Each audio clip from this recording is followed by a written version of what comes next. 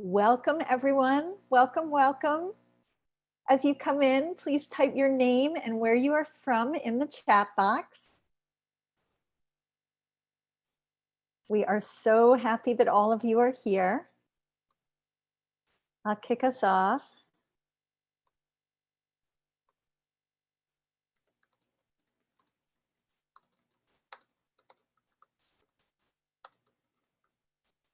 Great. Excellent, excellent.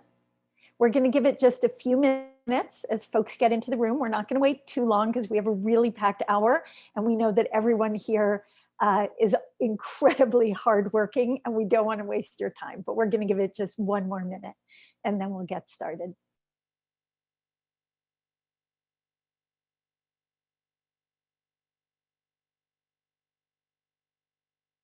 Oh, wow. I love seeing the names and places coming in. This is fantastic.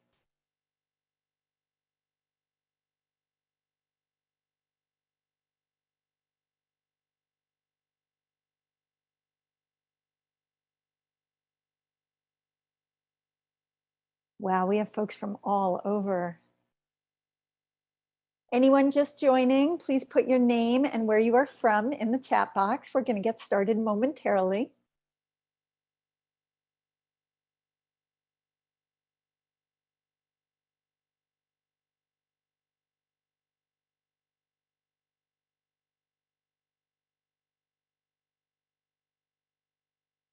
Okay, let's get going. And anyone who's not here can catch up. My name is Jessica Sager. I am the Chief Executive Officer at All Our Kin, and it is my great honor and pleasure to welcome you here tonight. I welcome you here on behalf of All Our Kin, but also all the other amazing organizations that have sponsored tonight's event. I'm not going to read all their names, but please take a look at the bottom of the slide and you'll get a sense of some of the amazing people who worked to put tonight together. So, if there is one thing that the past 7 months has shown us, it is that childcare matters and family childcare matters. It matters enormously for children, for families, for parents, for society. And the other thing it's shown us is that childcare advocacy matters. All of you on this call, you've all been heroic advocates. You've written to legislators, you've talked to Congress people, you've told your stories. I know some of you did this for the first time and you never thought you would find yourself doing it. I know that some of you have done this for 10, 20, 30 years and never thought that you would still have to be doing it. I celebrate all of you and I thank you so much for your incredible advocacy work. I know that none of us could have predicted in March that in October we would be here asking for funding to support childcare businesses, but this is where we are, and we are excited for the next moment because it is a moment of opportunity. There are a lot of elections coming up. Federal elections, state elections, local elections. Every election is an opportunity to make our voices heard and speak up for children, for families, and for childcare business people. I know that each of you will vote, and I hope that you will encourage your neighbors and your parents and your friends and your partners to vote as well. So finally, this is work that we can't do alone. This is work that we have to do in partnership. We are stronger together. And one of the things that gives me a lot of hope is the mighty group of family childcare educators gathered here. We have 700 family childcare educators registered for tonight's event from 42 states across the country. You are truly a mighty force, and it is really an honor and a joy to stand with you in this work. And with that, I'm going to turn it over to Lucy Recchio from NACI. Lucy, over to you. Thank you so much, Jessica. And thank you so much to all of you who are joining us now live in person, and those of you who signed up to join us and are not able to join us at this moment. My name is Lucy Recio, and I am the national, I work for the National Association for the Education of Young Children as their senior public policy and advocacy analyst. And I want to make sure that I leave you with a couple of things that really builds on some of the points that Jessica made. And honestly, today is not a moment for us to share updates and for us to talk about what is happening or not happening in Washington, D.C. With members of Congress. But it really is, I think, an important time for us to come together and share where are we as a field, what has happened, and where do we go from here. I know that, as Jessica said, many of us did not envision that in March we would still be in October fighting to save childcare. What we knew very early on from the pandemic was that it would have a devastating impact on childcare. We didn't know just how much so. And thanks to many of you who joined us in filling out surveys and sharing your stories and really making sure that those of us who advocate on a day to day basis and do this at the federal level truly understood all of the challenges that you were facing. And so we have been advocating for at least $50 billion to help the child care industry. These $50 billion, we are looking for them to come in the format of grants, of funding to be able to support family child care providers that are in settings across, right, from center-based to those who are in family child care homes, who are in pre-K, to make sure that regardless of where you are serving young children, you have the necessary financial support to be able to do this work. And thanks to so much advocacy that has happened from family child care providers across the country who have lent their voices and been a part of this movement, every single relief package that has been proposed by either the House of Representatives or the US Senate has included funding for childcare. So even in the midst of so much desolation and so much difficult moments that our country has been facing, because of your collective work, we have made sure to prioritize for our federal legislators the need to invest in childcare. And so while we have not seen that $50 billion actually translate to funding that has gone into the pockets of each of you, we do know that we are significantly closer to that fight than we have ever been in the past.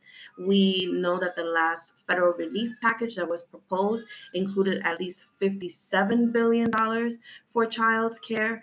And again, while that has not moved and we don't anticipate that that will happen until after the elections, we have to continue making our voices heard. We have to continue conveying to members of Congress that this is a crisis that will not simply go away just because they're not taking action. And so, with that being said, there's so many things that are still unknown. We're not sure exactly what is going to happen with our country as we're seeing the second wave of infection rates with the pandemic. We are not sure exactly how much longer providers will be able to hold on without support from the federal government, but we do know that we are in this together. I think that today's call is a testament to just that. We have, as Jessica mentioned, over 500 providers who registered for today's call, representing over 40 states across this country. And all of you are coming together to say that you understand the importance of family child care. You understand the importance of the work that you do, and that it is necessary for members of Congress in particular, because they are the ones who are able to provide this support for you, for them also to understand that. And so it's necessary, again, that we remain anchored in the belief that we are in this together. And also the realization that this work has been difficult And I know that I am preaching to the choir. You all understand exactly how challenging this time has been. But we continue to persist. We continue to move forward and we continue to do this work together. And I think that part of doing that work is by ensuring that we are casting our votes, that we are making our voices heard through the ballot. And if you live in a state that allows for early voting, that you are casting your ballot now, and also encouraging your staff, encouraging your colleagues, those who are part of your community, the parents and caregivers of the young children that you work with, to make sure that they also understand how important it is to have elected officials that know that these are the most important years of a child's life, that are willing to invest and put federal funding in early childhood education as the public good that it is, and also that they're willing to support each of you in doing this important work. So, again, we are not where we need to be in terms of the funding conversation, but we continue this fight to save childcare. We remain anchored by the fact that we are in this together, and we continue to push these efforts by ensuring that we are casting our votes, making our voices heard, and being a part of this work together. And so, with that being said, I now want to turn to the amazing family childcare providers who are joining us today. And I will kick it off with Cynthia, who is joining us from Indianapolis, Indiana. So Cynthia Randolph Vaughn, I'll let her share a little bit about herself. But one of the things that Cynthia, I think, will be able to highlight for all of you today is just how important it is for you all to be the ones to carry this message, to continue doing this advocacy work, that as Jessica mentioned, that our advocacy matters, and how this time presents an opportunity to do things that you may not be familiar with, or that you may be uncertain of doing. And so Cynthia will share a little bit about what advocacy has looked like for her, what that entails, and why she feels that particularly in this moment right now, you all are some of the best messengers we can have to convey why we must continue to push and advocate to save childcare. Cynthia, the floor is yours. Thank you, Lucy. And thank you for those powerful, powerful words. Your message was just huge, and I really take it to heart. So thank you. So I also want to thank Diana Wallace, who is the executive director of Indiana AEYC, for even putting my name in the hat to be able to be here tonight. There are a few things that I enjoy more than being with other providers and doing the work that we do. So, so thank you to Diana. I also have to say thank you to NACI for advocating on behalf of family childcare providers. Y'all know that often we feel overlooked, right? We're like, you know, that last thing on the list for many people. So I'm really excited that NACI is advocating on our behalf, as well as other organizations like NAFCC. So by God's grace, I've been in business for 16 years. We've taken several homes to the higher levels of the QRIS system here in Indiana. It's called Paths to Quality. And currently we are nationally accredited through NAFCC, and that was with the help of a grant through INAEYC. So I'm really grateful for those things. I love what I do. I have a passion for what I do. I think it's really important and noble to do the work that we do in impacting children, forming these, you know, really tight provider bonds with them, and also engaging their families and uplifting and supporting their families. I love that stuff. So I don't know about y'all, but like when I get these surveys and they're asking, what do we do? And they give us choices of, are we the executive director?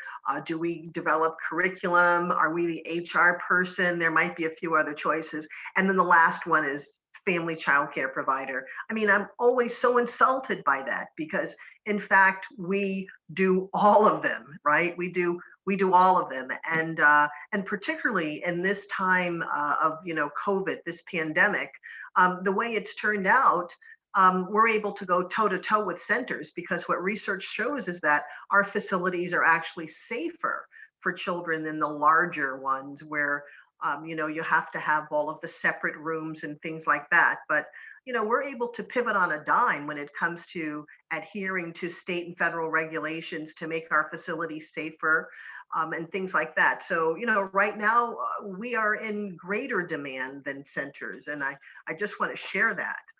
Um, got a couple of notes here to stay on track. However, the thing is, well, first of all, we received some assistance from the state through the federal CARES grant that allowed us to be able to take care of our staff for the 12 weeks that we were closed, and that was huge. And we're so grateful for that. We have been reopened since the middle of June.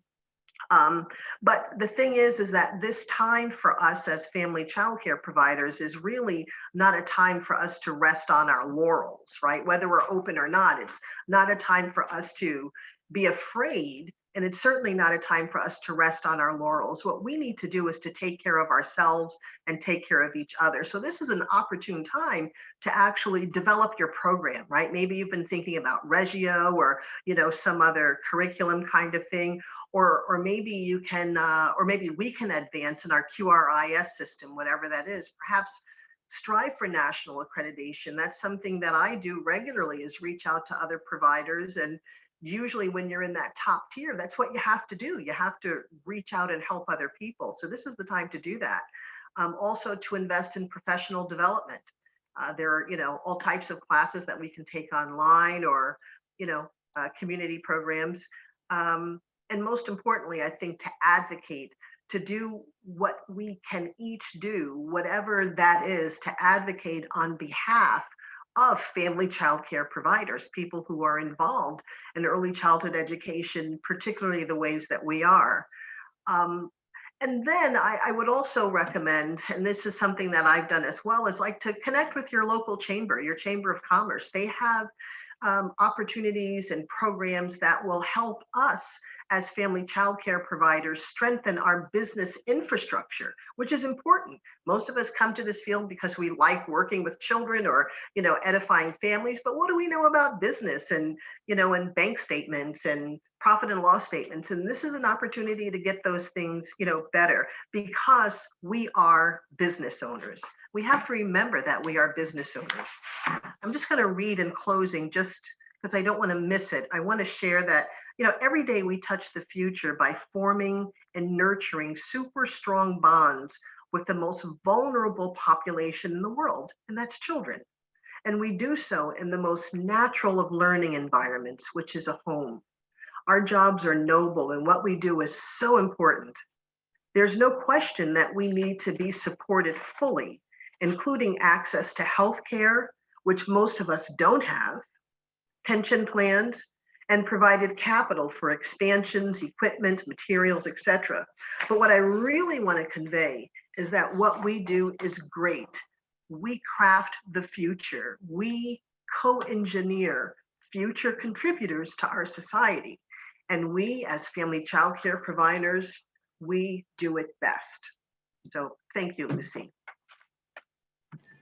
Thank you so much for that, Cynthia. And absolutely, I am going to echo everything that I am seeing in the chat box of just like how incredible it is to have your words with us today. And also, what you shared of, yes, there are many of us who are advocating and who are doing this work, but how important it is to do this advocacy work on your own, right? For yourselves. Someone said in the chat box that the time has come to advocate for ourselves, to be the ones who are most knowledgeable about what it is that we are doing and how important it is to make sure that these voices are being heard. And so with that being said, I want to turn it over now to Lynn Gibson, who is joining us from Florida, who can talk a little bit about that exactly, right? Why there is a need for us to come together, especially right now, to make sure that you are involved and that you are strengthening this advocacy muscle to be able to do this work with elected officials and to ensure that we get the funding that we know is so desperately needed for the field. Lynn, I'm turning it over to you.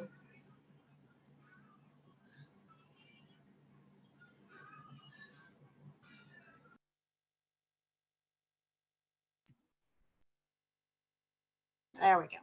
Sorry about that. I couldn't get unmuted. I clicked it twice. I wanted to let you all know. Hang on. Can you hear me okay? Okay. I wanted to let you all know how happy I am to be chosen to be here and be part of the group that was chosen to speak in front of you all this evening. I'm right here in Seminole, Florida, in Pinellas County. I'm right near the Gulf of Mexico. And what I want to talk to you about is the reason that I'm an advocate for family child care providers here in my community, my state, and across the country now. I believe in children receiving quality child care and getting the most out of the first 5 years of their lives. And I believe in creating a safe environment for the children to play and learn in. After 37 and a half years of providing child care, I believe my voice and others in this field should be heard and respected. They say that an advocate is a person who publicly supports or recommends a cause or policy. And I say it's time we all get involved in creating laws and policies that we live under and advocating for funding that so many of us need right now to keep our businesses open. Each and every one of us has the ability to support good policy and stand up for the children we care for and the businesses that we operate. We're all currently living in a time that many of us could have never imagined. As a matter of fact, just a few days back into March, my world was going great, and suddenly it changed, and it took away many of the children that I had had in my care. But because of the love that we all share for what we do, I see that our community of providers here are fighting back. We've chosen to survive this pandemic, and we're doing whatever we need to do to still be here for 2021. We're showing the world that without childcare, they don't have the ability to keep the other essential workers on the job. If there's one silver lining to this whole crazy mess that we're going through, it's that childcare providers are suddenly being recognized for the work they do, but recognition isn't enough. When businesses were closing down all around us, many of us were recreating the wheel. Some of us started doing virtual schooling, others started 24-hour care. It was whatever we needed to do to survive. We showed local, state, and federal lawmakers that we were tough and we would work hard for the children. We just needed the financial help to get through these really tough times. And at some point, we did get some. But do you know what the most important factor in all of this is? It's you. You all have made the difference. And you can continue to make the difference by joining childcare associations and working together to make legislators across the board hear our voices. A few voices can be dismissed when it comes to legislators creating laws and making decisions that affect our future and the children we care for. But when you get hundreds or thousands of voices backing the need for change, well, that becomes something wonderful. Recently, I had the opportunity to work with providers in my local community seeking funding to keep their businesses open. We held meetings and invited county commissioners and administrators to attend. We explained why we were essentially the reason that the other people were working in our community and that we needed funding to keep our businesses' doors open. Through that meeting, once finalized, we were granted $5 million in Pinellas County to split between centers and homes. It saved many of our businesses. We held additional meetings with the mayor of St. Petersburg, Rick Kreisman, and with Congressman Charlie Crist. And the end result of those meetings were the support of a congressman in bills that were coming up and a grant for child care providers who lived in the St. Petersburg area. We have the opportunity right now to speak loud and clear about the need of child care providers and the children we care for. This horrible virus is not going away very soon, and we may be looking at our second wave. Can your business take another hit? Your voice needs to be nice and loud, and you need to speak with us. Please watch your emails for upcoming requests from associations like the NAFCC or NACI, or local and state associations in your area. Don't discard those emails and think everyone else will speak up, and you don't have to. Your voice is needed. It may be just a call or letter that we need you to send, but no matter what, you are needed. We can be a force to reckon with if you help us make the changes during the next 2 years. I'm not here to tell you who to vote for. That's your individual right and responsibility. But I will tell you to please get out and vote. Do your research. Find the person who represents you best. Contact and join an association soon. We can't do this without you and your voice. Thank you, and I hope that we all have the opportunity to work together and make our country stronger for childcare. Thank you all so much. I appreciate it. Thank you so much for that, Lynn. Oh, I got goosebumps just thinking and hearing you share how, the powerful story of what it looks like to come together, all of the things that you were able to accomplish, and how deeply important it is to make sure that, we are paying attention to those messages, that we are checking the inboxes, that we're not assuming that everybody else is doing this work, but that it is our responsibility collectively for each one of us to be part of this movement and to be part of this work, to make sure that we receive this public funding. And so with that being said, I now want to turn it over to Gladys Jones, who is joining us from New York City. And Gladys will be able to share a little bit about why, a lot of this call, we've talked about voting, we've talked about the importance of getting out the vote. And so Gladys will share a little bit about why we have to get involved in politics, why we have to know who is our elected official, and why, especially as family child care providers, it's important that we remain engaged and that you all remain connected in doing this advocacy work, and what that has looked like for her in her corner of the world in New York City. Gladys, your turn. Thank you. Thank you very much. Very proud to be here along with my colleagues from different states. It gives me motivation to continue to the fight. I want to just take a moment and explain what we are doing in New York City. I'm going to call this ECE on the Move, Roadmap to Politics. My timeline is as such. 16 years it took me to know my worth. I was part of the grassroots organizing of 28,000 childcare providers in New York City under the union. However, my road to politics sincerely started approximately 4 years ago. It took me to advocate for myself and my industry. I aligned myself with like-minded, oppressed women, some men. I use that term because when you do not know your rights and have been subject to certain conditions that are measured by inequalities, you are oppressed. We formed ECE on the Move. ECE on the Move is about approximately maybe 500 to 600 providers, many of us closing because of the pandemic, but the pandemic is not only the thing that killed us. Beforehand, we were doing bad. However, we have a friend in New York City called Congressman Espaillat. He has been very instrumental in our organizing family child care providers 11 years ago. And his friendship with providers continue to this day. He is from another district in New York City, but he has helped us connect to important contacts. We have used this opportunity to be where no providers are normally allowed. Our first meeting was with about 150 providers, meeting with the unions and other people that make a big difference in our lives. Then we went on to have 300 providers. We have gone twice to Albany with Empire State Campaign and have met with legislators and have learned to know what to ask for. The pandemic hit and we came to a halt for a bit, but back to establishing our worth by going after our rights. We will continue to learn how to establish this industry, to make it part of the infrastructure of New York, of the world, actually. So the road to politics for us is learning how to fight for our rights by learning who is mandating us, who is guiding us in Congress, in the federal, the state, city, and local levels.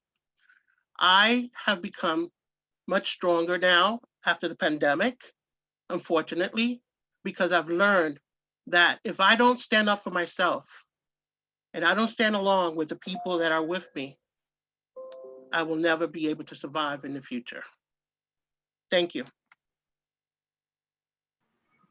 Thank you so much for that, Gladys. Thank you so much. And absolutely, right? The need for us to speak collectively, for us to speak united, for us to know that we are doing this in community. I love the energy that I'm seeing in the chat box where so many of you are sharing anecdotes from across the country of how you have been able to make sure that the voices and the needs of family child care providers are integrated into the roadmaps to recovery or conversations around what is needed for support for this field, and all that you are doing in your pockets of the world to make sure that this is being spoken about and lifted up. Which leads me to last but absolutely not least, Jolita McDonald, who is joining us from Texas, who will be able to talk about how she's making this happen in her part of the world and what it looks like to take on that responsibility to ensure that people feel connected, people feel part of a community, that there is this collaboration happening, and how she heard that call and what she has been doing to be able to make sure that she's living that out. Jalita, you're up. Yes. Hey everyone, thank you for having me. I'm Jolita McDonald from Arlington, Texas, with Arlington DFW Child Care Professionals. And then for this presentation, I was asked like, why did I decide to, how did I become an advocate, or why did I decide to become an advocate? And then so I had to think about it, and I reached back, and it goes back to what my why is, right? And what my personal why is the economic development of women in the field of early care and education, specifically in family child care. And what I mean by that is that we are doing awesome and amazing things. And like Ms. Gladys said, we have to recognize what our worth is, right? And so that's why I advocate. And also that in family child care, we are powerful and we make a huge impact on America's children. So I know you often hear all the time that family child care, we are on the back burners all the time, or we are not heard, or we are not listened to. But let me tell you, family child care is an intricate part of the American economy and workforce. Without family child care, it will not work, basically. So that is why I advocate, because I know we do a very important job. And then you know what I want to say? I advocate also because it is time out about saying we are not heard. It's time out of saying that our voices are not included. It's time out to say that we are not included at all tables. You know why? Because I'm here, what my mission is to help family child care providers build their tables and create their own tables and break through those doors and sit at the tables at federal, state, and local spotlights, basically, because that's where we belong. And no one can make decisions for family child care providers without including us. And so what ADFW does is what we did probably last week is we hosted a advocacy 101, because I realized it's a lot of providers out there that would love to advocate, but just don't know how. And so what I'm saying to family child care leaders across the United States, it is time for us to pour into our own networks and our own associations and our own people that are doing this work every single day. Providers out there, they want to do it, but they just don't know how. So family child care leaders, I am urging you to reach back and don't leave any family child care providers out on how to advocate for themselves. And how do you do that? You teach them about funding streams, how funding streams work from the federal, state to local levels. You teach them about who their representatives are, who represents them. You teach them about their their city council and their government, because that is where advocacy starts. It starts right in your backyard. And so, and we're gonna teach them, we're not going to say we're not included, we're not, they don't listen to us, because we're gonna make them listen to us. And why? To piggyback on what Lynn said, we're going to join associations, we're going to join networks. And if you do not have an association, if you do not have a network, you don't have a group of family child care providers, we are here to teach you how to do that.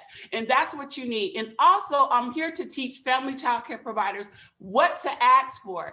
And so I get a lot, oh, can you complete this survey for me? Because we want to find out what family child care needs and all that kind of stuff. Well, let me say, while I'm completing that survey, what I need your organization to do, I need your organization to teach my organization how to scale, how to run my back offices, how to get the money, how to write the grants. That's what you need to ask organizations who are asking you for a survey. And so I'm here to tell you that. And so, and last but not least, we need to vote. As like Ms. Gladys said, we have power in voting. It does not matter who you're voting for, right?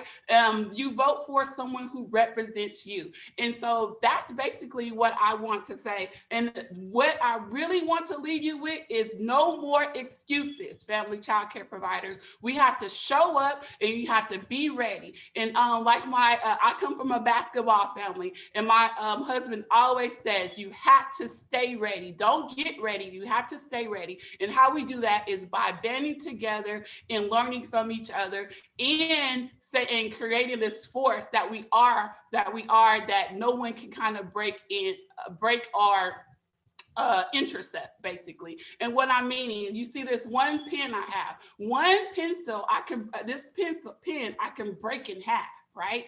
But if I have 4 or 5, 6 pens, I cannot break that in half. And that's what family childcare is. So if we band together and come together and learn from each other, create our own networks and stuff, and also learn about economic empowerment and building wealth in your family childcare, because it can be done. Don't let no one tell you you can't, because you can do it. We are unstoppable. And so basically, that's what I wanted to say. So stay ready so you don't have to get ready. Coming from Texas. Yes to all of that. Thank you so much, Jalitha. Thank you, thank you, thank you, thank you. Thank you so much, Jalitha. Thank you so much, Lynn, Gladys, Cynthia, for the work that you do every single day, for the fact that you are reminding us that we are unstoppable, that when we band together, we truly are dynamic and powerful, and we are able to make change at every single level. Before I turn it over to tonight's last speaker, I want to remind you all that this work is asking us to do more than we are already doing. But we all must continue to be a part of this movement put together, and we all must be a part of this fight together. There will be many opportunities to continue to engage, to continue sending emails, to continue making phone calls, to continue filling out surveys, but also to continue doing this in partnership with so many other providers across this country. So many of your colleagues who are in a similar position in centers across this country, and also in partnership with so many families that are experiencing so much challenge because of the fact that our country and our government especially has refused to provide support for the child care sector and to provide support that is so desperately needed. And so with that, I am going to turn it now to our final speaker, who will share some additional opportunities to get involved, some additional resources that are in the works, and just information to continue this energy and excitement that I know so many of you have been sharing. Lana, I'm turning it over to you. Thank you, Lucy. And I have to say thank you so much to our panelists, Cynthia, Lynn, Ms. Gladys, and Jalitha. You guys were on fire. This was so powerful and so exciting, and I hope that everyone that's on the call is feeling the excitement and the power of it all. As Lucy just said, I'm Lana Dumas. For those of you who haven't met me, I'm the Executive Director at the National Association for Family Child Care.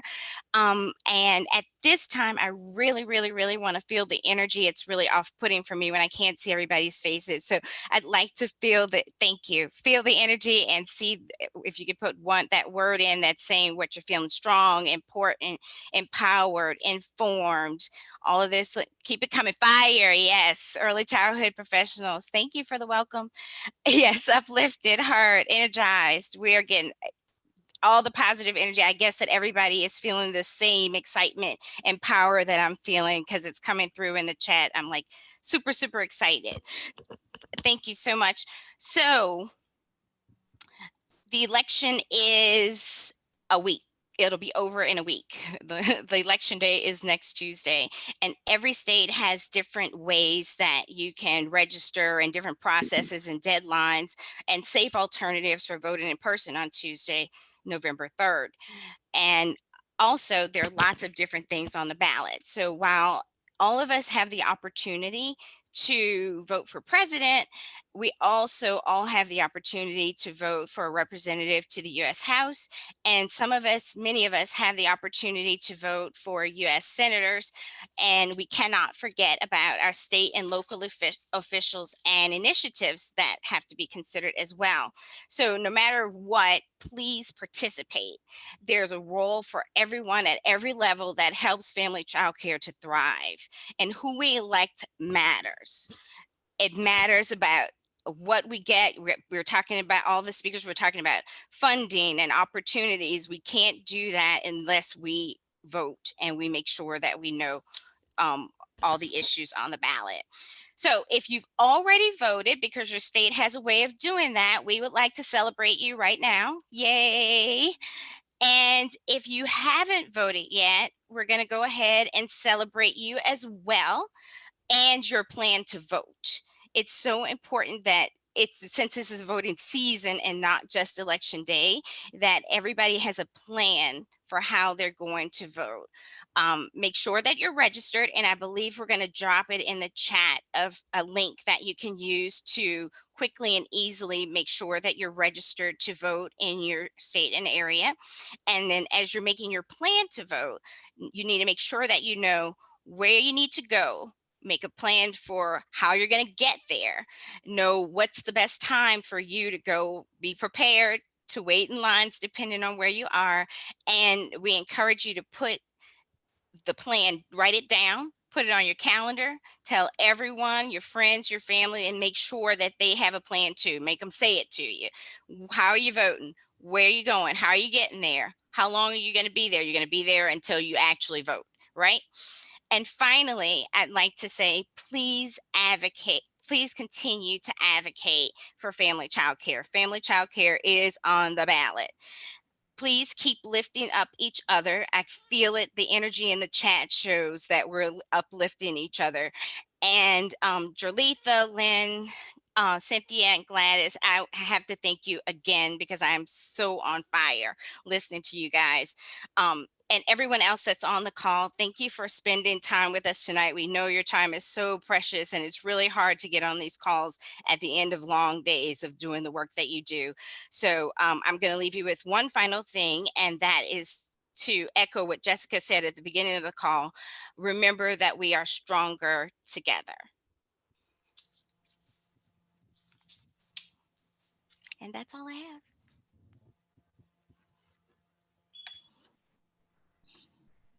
Thank you, everyone who joined tonight. We are going to be ending the webinar now, but I'll keep it open for maybe 30 more seconds. So if you have any last minute things you want to put in the chat, please do so now. We will send the recording out to everyone who joined live and everyone who registered. And we really hope to be connecting with all of you soon. Thank you so much for your time tonight.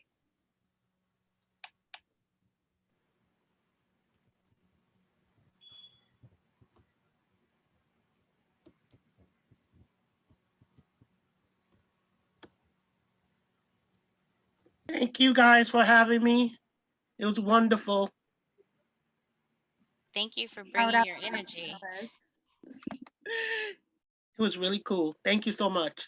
Yeah, thank you for having me as well. I hope we can be in touch. We have to. Okay. Get out. Vote. Yep. See you soon, Lynn. Thank you so much, Yeah, y'all. Lynette, Y'all were great. I'm gonna- Y'all were great. I'm gonna try. Lucy, I've seen your name so many times. It was a pleasure to meet you. Right? I was supposed to meet with you, I think. I'm going to see you in July, Miss Gladys. Yes, I'm going to New Orleans. Yes. I am down. You know, we have to engage our providers more in New York City. Let's do it. Let's work together. Let's figure it out. But first we have to survive. Well, yeah. Well, we have to do all the things, but then we're going to come together because, again, we're stronger together. So. Yes, we definitely are. Yeah. We engage all you guys to help us. Y'all, we are still live, so I'm going to end this now. But huge thank you to all of our panelists. Huge thank you to our participants. And I know we are all going to be in touch. So the conversation does not stop here. Have a great night. Okay. Good night, Bye. everyone. Bye. Bye.